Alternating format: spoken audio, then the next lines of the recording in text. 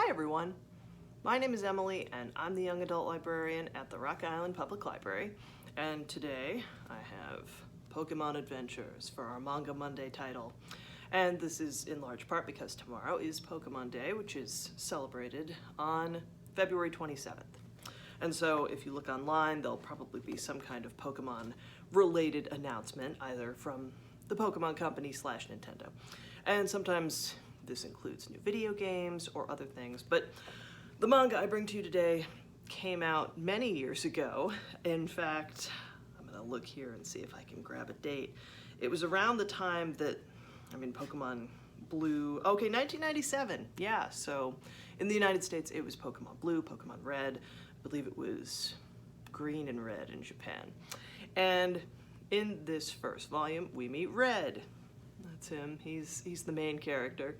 And this is your avatar in the Pokemon games. Like, you can set it to your name, but Red is just sort of the protagonist here, who lives in Pallet Town, and he is very skilled with Pokemon.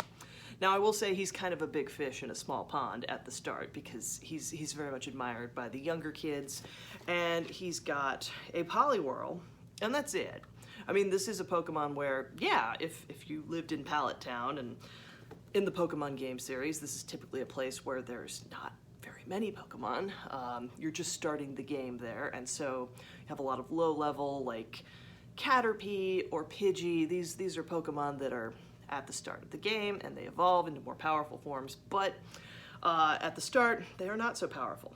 But then Red goes and he meets Professor Oak, which part of the game also, and this is how he gets another Pokemon and begins his journey to sort of learn more about being a trainer, and along the way meets his rival. This is Blue.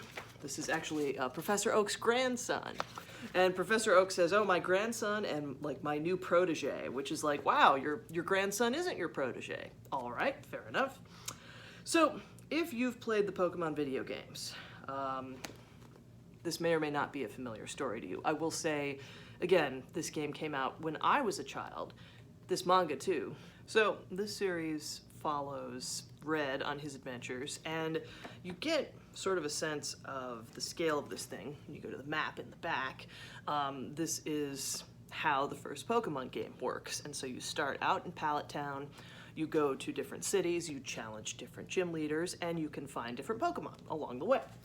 And this is the formula that has been repeated throughout many different games, but this one is the starter, and some stuff is different. I will say some of the weird stuff that happens in this book also happens in the games. For example, you meet Bill, who's a Pokemon expert, and he accidentally fuses himself with a Pokemon, so you have to help him out with this at one point.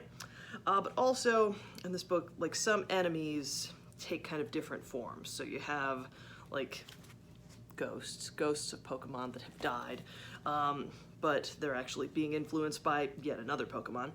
And there's also this guy, Koga, who is a gym leader in the games, but so far in this series he is introduced as a member of Team Rocket, who is like the primary antagonist of the player.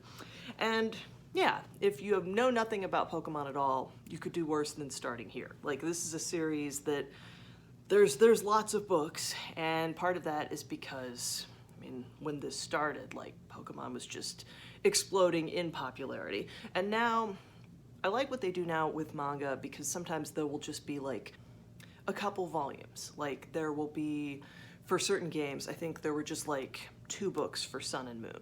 And it sort of introduces the setting, and the main character is exploring this new part of the world of Pokemon and kind of meeting people who are part of the game, and it's just an interesting introduction. And the art here is a lot of fun. I really enjoy sort of seeing the way that these Pokemon are depicted, because now they've been around for over 25 years.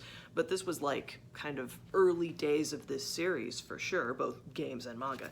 And so some of the art, like, you have, most of the Pokemon, they look mostly like themselves, but maybe not 100%.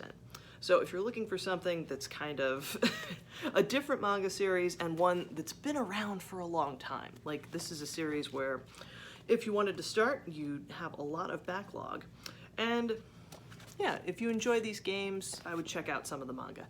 I'm somebody who grew up less with this and more with, there were like Pokemon comics, which were Pikachu focused. It was like Surf's Up Pikachu, I think was the only one that ever made it to like manga form maybe, but the rest were just like single issue comics. And it's a lot of fun. So if you're looking for something to celebrate Pokemon Day, check this out. And thank you for watching. I will see you again next month.